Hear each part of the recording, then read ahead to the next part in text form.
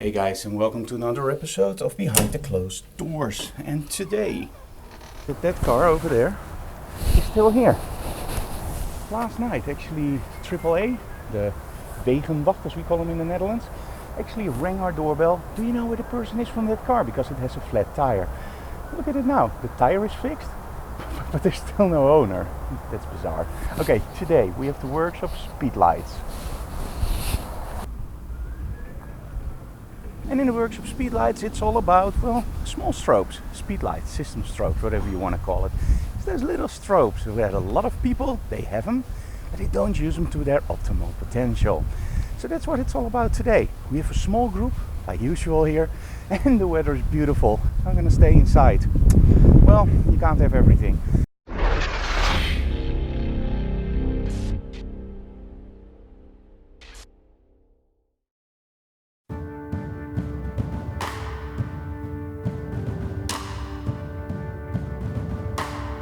Now, of course, they're already at work, so look at this.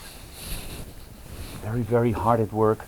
So, Nick, what are you doing? I see all my old instructional videos on the screen, like the really old ones. The web shop.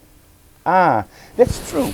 We actually have a new website and a new web store, and they're going to make all the pictures new. These are the old instructional videos, but all our instructional videos are on there. And if you don't like the quick checkout and you want something more with, I want an address, I want some merchandise, you can go to our official store. And I will link that, of course, below. For now, I have to prepare for the workshop. Oh, and a little tip. We just got these in. These are actually Seagate and the Iron Wolf Pros. And as you know, I'm very big on making backups. So we have our external DAS system, we have NASes over here, and we store everything in, of course, a third location that's offsite. But what kind of hard drives do you put in those NASes? Because you want to make sure that they can run, well, 24/7, and you want to make sure that they don't have any chance of failure. These drives are actually safeguarded by Seagate that if something happens, in a worst case scenario, they actually get your data back. You remember that video we did? Visiting the Seagate Data Recovery Center? Those drives are actually in that program. So that's why we change them all around. Now, if you're going to buy drives that are actually, well, supposed to run 24/7, make sure that if you buy a drive, that you actually buy a drive that's designed for that. So they often call them as NAS drives or 24/7 drives. And don't get those drives that are actually meant for gamers with very high RPMs and an insane seek and write. In a NAS, you can literally better go for a drive that's, well, designed for that. Sounds obvious, right? Now, another thing is don't buy all the drives at once. Now, why do I tell you this? Well, over 22 years, we had a computer company, Enwick and I. And we always found out that if there was a problem with hard drives, you often will find out that it's in the same range of hard drives. Meaning, if you buy, let's say, serial number 1 and up till 10, and 9 will come back with a problem, often in that series, more drives will come back. So when you buy a drive, my advice is very simple. Just go to a store, get some drives, and then go to another store or order them online. But don't try to buy them all in one bunch. Now, is that at this moment still relevant? Well, I talked to Seagate about it and they say, no, we actually don't worry about it anymore. We're fine. And that also probably goes for the other brands. But it's something, and remember, some of my experience is from like 10-15 years ago. At that point, we literally had, if there was hard drives in one series and one broke down, you could bet your life on it that at least 2 or 3 of those drives will come back. So just to be safe, although nowadays I'm told it's not a problem anymore, just to be safe, don't buy hard drives with consecutive, is that the right term? Serial numbers. Okay, small flash, what are we going to do today? Now, speedlights and system strobes can actually be the most underrated strobes ever. We all know those big studio strobes. Those are awesome, right? Because you have a lot of power. Always reminds me of Tim Allen, the Toolman. Power. So with those small strobes, people often think, well, I don't have enough power for that. Do remember that in the studio, and I actually say this all the time during workshops, what kind of strobes do you need in the studio? It depends. 100 watt D-light? More than enough for most people. 1000 watt ELC? Probably overkill. Now, when you're shooting, for example, a lot of jumps and you're shooting medium format, so you need that wider depth of field, so f16, maybe f22, that's actually where a 1000 watt will come in handy. But if you're shooting with a normal DSLR, like a Sony a7R or the Canon 5D or a Nikon D850 or whatever, the normal going cameras, or lower, of course, these are actually high-end cameras, but you know what I mean. Now, if you use those cameras, remember that ISO 400 is great. ISO 100, also perfect. So I prefer, of course, to shoot on ISO 100, but let me go. So if you have a 100 watt strobe, on ISO 100, you can probably shoot 1.2, 1.4 with that strobe if you, for example, use a strip light. I'm going to go into that later.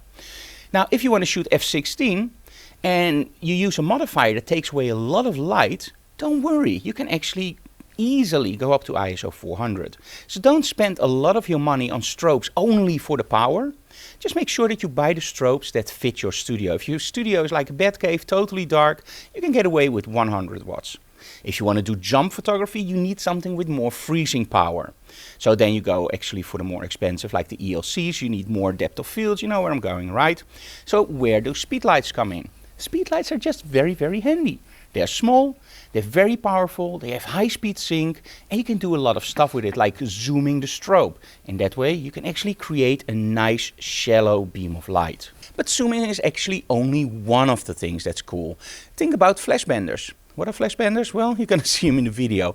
They're really flat. You can take them with you on location and you can literally just bend the light. I do amazing stuff with it. And it's not because I'm doing amazing stuff with it. It's just because the product is freaking awesome. So you can bring them with you in your bag and you can have a snoot, you can have a softbox, you can have a strip light, or you can just use them bare. They're awesome. So today it's all about that. First, I'm going to tell people about the difference between studio strobes and actually speedlights. And in all honesty, just between you and me, light is light. I made a video recently, any light will do. And in that video you can actually see that we're using everything like smartphones or torches or Christmas lighting. Everything that emits light you can take a photo with. And don't get me wrong, a strobe of course is way better than a flashlight or a torch. But it goes about the way that people think. They often think they need more than they actually need. As long as you have a flash, you have more than enough power, right? So join us for the studio workshop. And today our model is actually Rosa. It's going to be an awesome day. It's just a shame that it's such nice weather because I want to go outside. But hey, we can always try HSS outside. Who knows? Hey guys, join us. Oh, I almost forgot. I would tell you about those modifiers that take away light, right? So how do you know which modifier to use when? That's a question that's often asked. Now, every modifier gives its determined look. Like for example, a softbox will give you a certain look. A beauty disc will give you a certain look. If you add a grid, it will make the light a little bit more narrow, meaning instead of spreading everywhere, it will just go narrower. Now, there's more, however. Certain modifiers, you can actually say every modifier changes the output of your strobe. Now let's say that you use a strobe without any modifier, so no reflections, no reflectors, nothing, just the open bare bulb. You will get a certain light output, let's say 5.6. Now these figures are just drawn from the air, right? So let's say a 5.6. Now if you add a high performance modifier, you can probably end up at f11. Now if you take a normal modifier, you can end up at f8. Now if you do, let's say, a strip light with diffuser inside and a grid in front, instead of 5.6 you could actually end up at f2.8, meaning every modifier will take away or add a little bit to that bare bulb strobe. You could call it a magnification factor. No, don't do that. So anyway, so you have to know for certain when you go outside, for example, with strobes, what do I bring? If I want to fight the sun, does it make any sense to bring a strip light with 2 diffuser units and a grid? Not really. For the very simple reason, if you want to fight the sun, you want as much power as possible. So at the Allengram system, we always use like the maxi lights or the maxi spots, which gave you about, let's say, 1.5 stops more than a normal reflector. It's just a shame they don't make them anymore. But so this is what I meant before. Every modifier will take away or add a little bit to your bare bulb strobe. So that's something you have to remember. Okay, now it's really time for the workshop.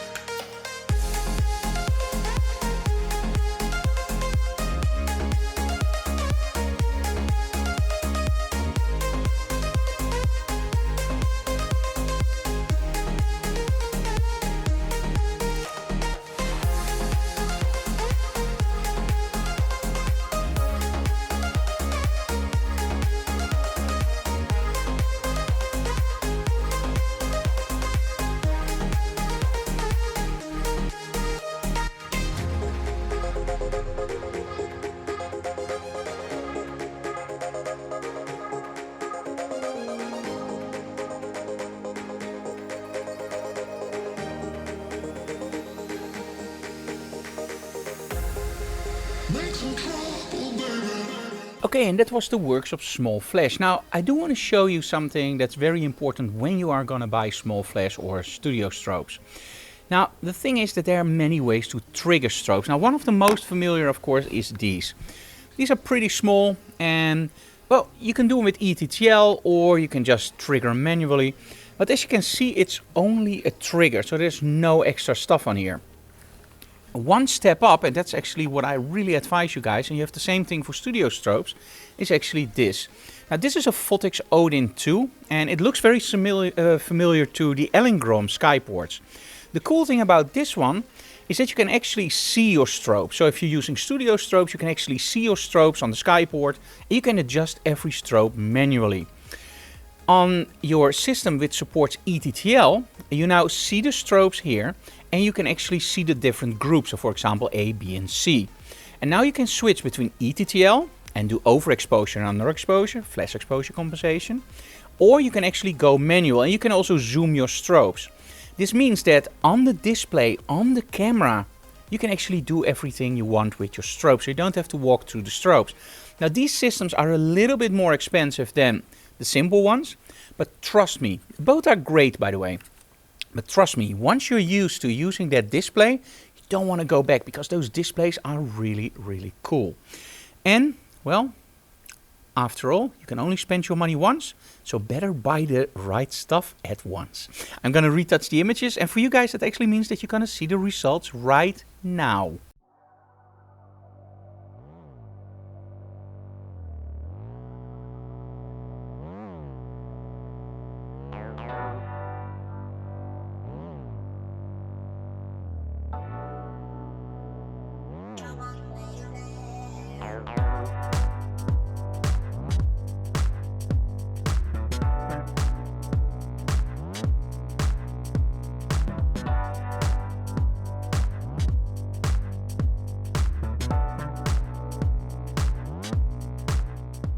I hope you like those results. I'm now going home, editing the vlog for you guys, and then tomorrow we have a really special workshop. We're going on location. Where do we go? To het Buurtspoor Museum. Now, what is the Buurtspoor Museum? It's actually a railroad museum. You know, the stuff with trains and everything. So it's going to be really interesting. Our model for tomorrow will be Nadine. And of course, you're going to see all the behind the scooters behind the closed doors, right? So if you like what we do, please subscribe to the channel, leave comments below, and of course smash that like button because we really like that. And over here, well, we already have everything for tomorrow. So, camera cases, all the gear, all the stands. And I really like these stands. These are from Manfrotto. I showed them before in the vlog, but you can't show them enough. And they're actually click together. So, really easy. Absolutely love those. Highly, highly recommend them.